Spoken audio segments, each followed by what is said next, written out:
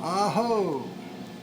This is Tikadabuna, Washtawi Chasha, Prairie Chicken Good Man, at the Land of the Singing Coyote Indian Center with the Moccasin Telegraph again. I'd like to tell you today about a roadrunner gut shooter. We went over this last week, but this morning out at the sanctuary, I was driving by early this morning, and I see this pickup truck driving real slow, and I could see that gun sticking out the window. And I got up a little closer and it had Texas license plates, which I find odd, but in the last 4 or 5 years we have drawn quite a few of out-of-state hunters, while the hunters here in Ohio get less and less.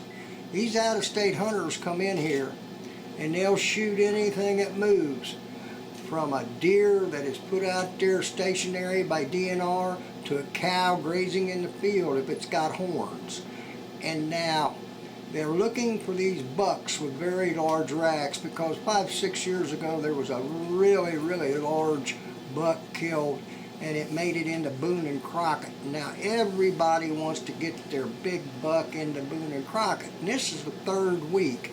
Now as the countdown comes for the gun and high-powered rifle, which in another 3 weeks it will be here, then we will really see the hunters riding up and down the road looking for these big bucks, because then they can shoot them out of their cars a lot easier and don't have to worry as much about getting caught, because everybody will be shooting shotguns and rifles. And these new rifle laws that have come in will let them use .357 rifles and also .44 magnums and .44 pistols, which will be a lot more dangerous to the bucks and the does in the population as ever, because there will be a lot more people out hunting because this is a new law. The Texas people that had came up here that we saw here this morning drove an extremely long way to do this, and the money they've invested in coming up here and the stuff they buy to hunt with is really expensive. So they are serious hunters, and they will find something to kill.